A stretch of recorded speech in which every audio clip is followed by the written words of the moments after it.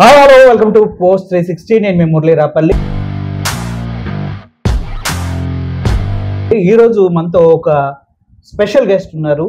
ఎంత స్పెషల్ అంటే ఆర్జీవి గారికి పక్క నుండి మీడియా అందరికీ సరైన సమాధానం చెప్పి చివరికి పోలీసులు కూడా ఆ మాట దాటి వెళ్లకుండా కంట్రోల్ చేసి మీడియా మొత్తంతో శబాష్ అనిపించుకొని అట్ ద సేమ్ టైం ఎన్ని లాజిక్స్ ఉంటే అన్ని లాజిక్స్ తీసి ఆర్జీవి గారు కేసు నుంచి బయటకు తీసుకొచ్చారు డాక్టర్ బాలా గారు.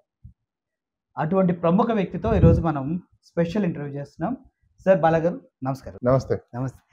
ఇప్పుడు పవన్ కళ్యాణ్ గారు వెళ్ళి కాకినాడకి వెళ్ళి సీజ్ ద షిప్ అని ఒక కాన్సెప్ట్ ఇప్పుడు ఎంత ట్రెండింగ్ అందో మీకు తెలుసు.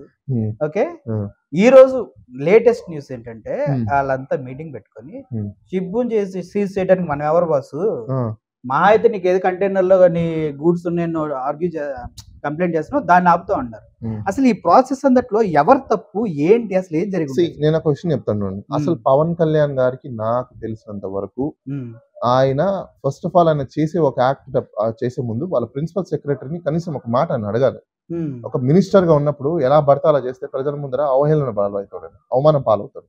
ఎందుకంటే బేసిక్ గవర్నెన్స్ కూడా ఆయనకు తెలియదా, ఈయనకు బేసిక్ జ్యూరిస్డిక్షన్స్ కూడా తెలియదా అని మాలాంటి వాళ్ళైతే అనాల్సి వస్తుంది.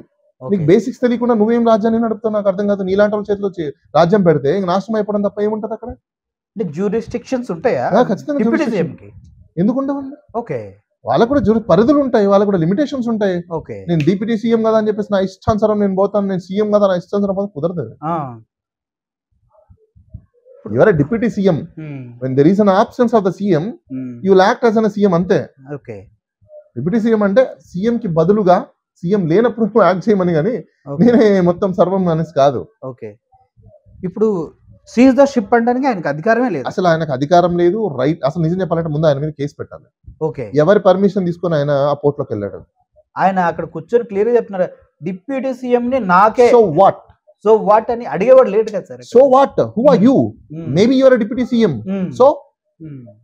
సో అయితే ఒకటి గొప్ప. ఓకే, రూల్స్ ని నువ్వు కూడా పాటించాల్సిందే. పాటించకుండా ఉండకుండా సమస్య లేదు.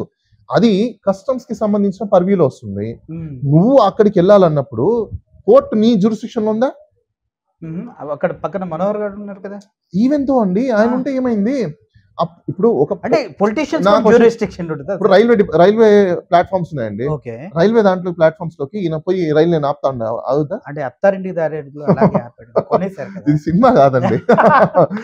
ఇది సినిమా కాదు, రియల్ లైఫ్ ఇది. మీకు సీ పోర్ట్స్ అన్ని నేవల్ చేతిలో ఉంటాయి, సెంట్రల్ గవర్నమెంట్ చేతిలో ఉంటాయి. వాళ్ళ సెక్యూరిటీ వాళ్ళది ఉంటది, సెంట్రల్ రిజర్వ్ ఫోర్స్ ఉంటది అక్కడ. నువ్వు పర్మిషన్ తీసుకొని వెళ్ళాలి అక్కడికి. ఇలాంటి ఇల్లీగాలిటీస్ జరుగుతున్నాయని చెప్పి కన్సర్న్ ఆఫీసర్ తో పాటు మీరు వెళ్ళగలుగుతారు. ఆఫీసర్స్ పర్మిట్ చేయకుండా ఆఫీసర్స్ మీద ట్రెస్ పాస్ అవుతుంది, ఇల్లీగల్ ఎంట్రీ అవుతుంది. అది అసలు ఈయన మీద సెంట్రల్ గవర్నమెంట్ ముందు కేసు పెట్టాలి. ఎందుకు కేసు పెట్టలేదు ఇప్పుడు దాకా? అసలు ఒక షిప్ ని సీజ్ చేసే రైట్ ఈయనకి ఎక్కడుంది? ఒకవేళ నిజంగా ఆయన అలాంటి ఇల్లీగాలిటీస్ ఏదైనా జరిగినప్పుడు సెంట్రల్ గవర్నమెంట్ కి, నేవల్ డిపార్ట్మెంట్ కి, లేకపోతే సీ మెరైన్స్ వాళ్ళకి నువ్వు కంప్లైంట్ చేయాలి. వాళ్ళు యాక్షన్ తీసుకుంటారు. మీరెవరు అసలు నాకు అర్థం కాలేదు. ఓకే, కానీ ఈ బేసిక్స్ కూడా తెలియదు అంటారు ఆయనకి? డెఫినెట్ గా తెలియదు అండి, డెఫినెట్ గా తెలియదు. కాకపోతే నేను డిప్యూటీ సీఎం, నేను ఎక్కడికన్నా వెళ్ళొచ్చు అన్న భావనలో నేను ఒక క్వశ్చన్ చెప్తాను. నాకు తెలిసినంత వరకు నేను నెక్స్ట్ వీక్ నేనే ప్రిన్సిపల్ సెక్రటరీకి అపాయింట్మెంట్ గురించి అడుగుతాను. ఇవ్వకపోతే నేను గ్యారంటీ హైకోర్టులో వేస్తాను, డౌటే లేదు అందులో. ఎందుకంటే I want to tell him first of all, boss you know the basic sense of law or not. నేను అపాయింట్మెంట్ తీసుకుని నేను అడుగుతాను, నాకు ఆన్సర్ చెప్పాలి ఆయన.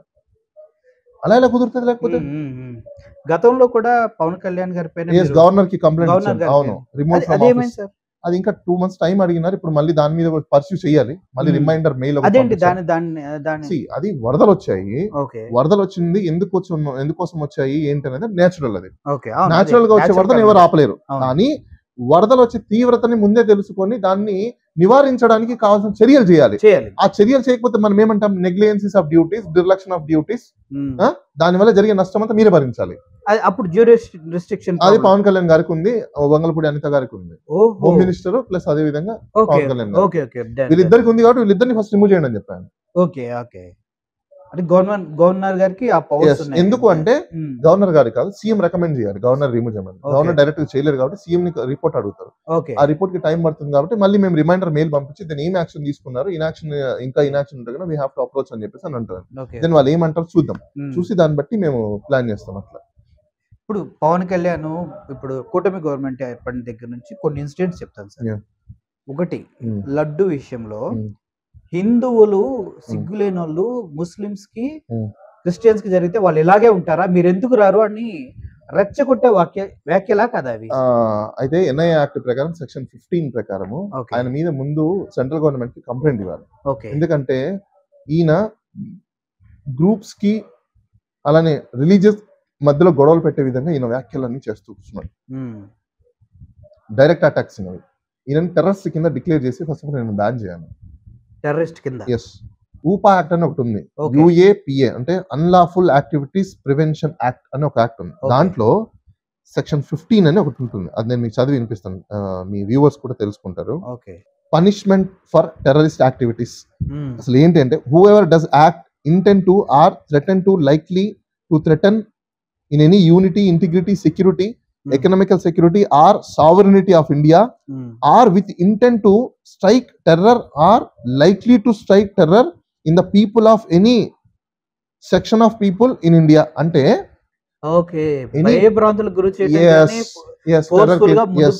సో ఈ సెక్షన్ ప్రకారము ఈయన మీద ఇమీడియట్ గా ఊపా యాక్ట్ కింద ఈయన మీద క్రైమ్ కట్టి ఈయనని ముందు టెర్రరిస్ట్ గా డిక్లేర్ చేసి ఊపా యాక్ట్ అంటే మరి చూసుకోండి, ఎవరో లేసారనుకోండి కంప్లైంట్ చేయాలి. ఎందుకంటే ఈయన ఆంధ్రప్రదేశ్ లో తిరుపతిలో ఒకటే కాదండి, పొలిటికల్ ప్రొపగండాస్ టైమ్ లో కూడా మహారాష్ట్రకి వెళ్ళిన తర్వాత కూడా సేమ్ కైండ్ ఆఫ్ చేశాడు.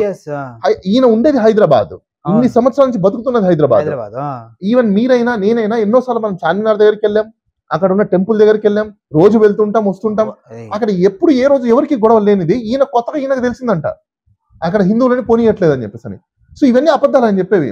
ఒక గ్రూప్ కి రిలీజియస్ కి డిఫరెంట్ గ్రూప్స్ వాళ్ళకి గొడవలు పెట్టే విధంగా, మత కల్లోలాలు సృష్టించే విధంగా ఈయన వ్యాఖ్యలన్నీ డైరెక్ట్ గా పొలిటికల్ క్యాంపెయినింగ్ చెప్పాడు ఈయన కదా. నాకు ఒక విషయం అర్థం కావట్లేదు సార్, ఇప్పుడు ఒక గవర్నమెంట్ ఒక మేనిఫెస్టోని తయారు చేసుకుంటుంది ఎలక్షన్. ఫర్ ఎగ్జాంపుల్ కూటమి గవర్నమెంట్ సూపర్ 6 అని తయారు చేసుకుంది, దాన్ని ఇస్తా అని చెప్పింది. దాంతో పాటు మీరు మేనిఫెస్టో చూసినట్లయితే అందుట్లో ఎన్ని ప్రామిసెస్ ఉన్నాయంటే బీసీలకి, ఎస్టీలకి, ఏ వరకు చూసినా ఉన్నాయి. అందుట్లో ఏ ఒక్కటి కూడా ఫుల్ఫిల్ చేయనప్పుడు నార్మల్ పౌరుడు ఎవరిని అప్రోచ్ అవ్వాలి? నాకు అన్యాయం జరిగింది, ఇలా చెప్పాడు, ఇలా చేస్తున్నాడు అనేసి. అయితే ప్రభుత్వానికి ప్రజలందరూ తెలుసుకోవాల్సింది ఏంటంటే, మీరందరూ పోస్టల్ కార్డ్స్ అని ఉంటాయి, పోస్ట్ కార్డులలో వాళ్ళు ఇచ్చిన మేనిఫెస్టోలు అన్ని కూడా మీరు రాసి ఎప్పుడు అయ్యా మీరు అప్లై చేస్తారు, ఎప్పుడు మాకు మీరు ఇస్తారు, ఏ టైం లోపల ఇస్తారు, ఏ తేదీ లోపల ఇస్తారు అని చెప్పేసి అందరు వాళ్ళకి లెటర్లు రాయండి. లేదంటే స్పీడ్ పోస్ట్ లో అందరు రిప్రజెంటేషన్ పెట్టండి. ఒక కాపీ గవర్నర్ గారికి పెట్టండి, ఒక కాపీ సీఎం కి పెట్టండి, ఒక కాపీ కన్సర్న్ చీఫ్ సెక్రటరీకి పెట్టండి. పెట్టి ప్రభుత్వంలో ఇవన్నీ ఇస్తామని చెప్పారు, ఎప్పుడు లోపల ఇస్తారు, మాకు దానికి సమాధానం చెప్పండి అని. వాళ్ళు సమాధానం చెప్పరు.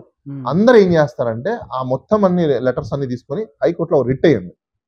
రిట్ వేసి మేము ఇచ్చిన రిప్రజెంటేషన్ కి మాకు సమాధానం ఇవ్వట్లేదు, కోర్టు వాళ్ళకి డైరెక్ట్ చేయండి, సమాధానం ఇవ్వమని చెప్పి అప్పుడు సమాధానం వాళ్ళు చెప్తారు. అప్పుడు తెలుస్తుంది వీళ్ళు చేస్తారా చేయరా అని చెప్పేసి. ఒకవేళ చెయ్యరు అని ఇచ్చారనుకోండి, అప్పుడు ఏం యాక్షన్ తీసుకోవాలంటే రాజ్యాంగం ప్రకారము బ్రీచ్ ఆఫ్ ఓత్ అనేది ఒకటి ఉంటుంది. బ్రీచ్ ఆఫ్ ఓత్ ఏదైతే ఉందో ఆ బ్రీచ్ ఆఫ్ ఓత్ కింద వీళ్ళు రాజ్యాంగాన్ని నడిపేది ప్రజల్ని మభ్యపెట్టి మోసం చేసి రాజ్యంలోకి వచ్చారు, చీటింగ్ చేసి వచ్చారు అని చెప్పేసి ప్రెసిడెంట్ ఆఫ్ ఇండియాకి కంప్లైంట్ చేసి వీళ్ళని డిజాల్వ్ చేయమని చెప్పాలి గవర్నమెంట్. ఇదంతా ఎంత ప్రాసెస్, ఎంత టైం పడుతుంది సార్? అది ప్రజల్ని బట్టి ఉంటుంది. నాకు తెలిసి చిన్న కేసులే సంవత్సరాలు తీసుకున్నాయంటే అది ఒకటండి. ఇప్పుడు తీసుకున్నాయి అంటే ఒక యాక్షన్ తీసుకుంటేనే కదా ఇంకొకసారి ఇంకొక ప్రభుత్వాలు మోసం చేయకుండా ఉంటాయి.